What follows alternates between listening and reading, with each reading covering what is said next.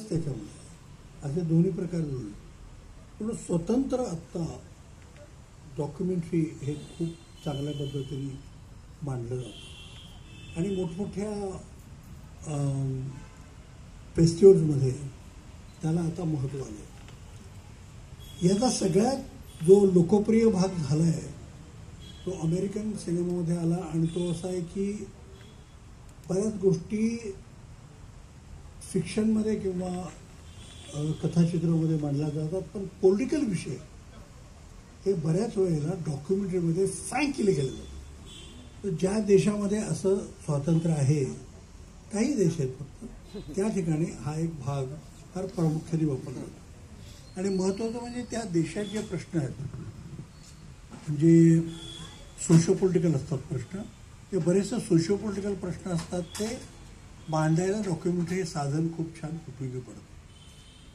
आणि बऱ्याच वेळेला खूप फ्रँक मांडलं जातं. एक आणखीन एक प्रकार असा आहे की सांस्कृतिक गोष्टीमध्ये पण एक डॉक्युमेंटेशनसाठी म्हणून डॉक्युमेंटरीचा फार चांगला उपयोग होऊ शकतो. उदाहरणार्थ एक चांगला नट आहे, त्याची ऑटोबायोग्राफी असते किंवा बायोग्राफी असते, चित्रकार आहे, या लोकांच्या बायोग्राफिकल गोष्टी करण्यासाठी म्हणून एक डॉक्युमेंटरीचा फार चांगला उपयोग होतो. त्याचं कारण असं की त्यावेळेचा देशाचा जो इतिहास असतो, ते सांगणारे लेखक आहेत, कलावंत आहेत, यांचं एक प्रिझर्वेशन राहतं.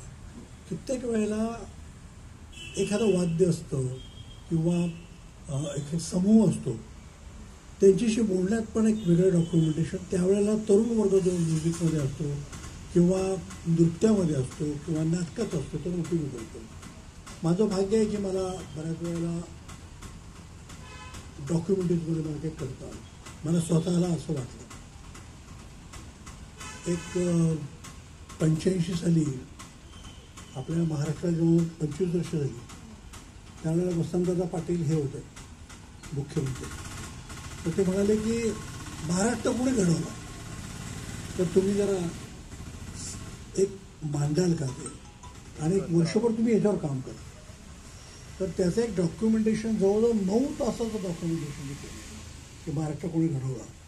याच्यामध्ये अगदी सुनील गावस्कर, त्यावेळेचे सुनील गावस्कर, लताबाई, आशाबाई आहेत किंवा कुमार गंधर्व आहेत, तो डॉक्टर बाबूचं नटसम्राट नाटक असेल, या सगळ्या गोष्टी जवळजवळ 8 ते 9 तासामध्ये डॉक्युमेंट झाल्या.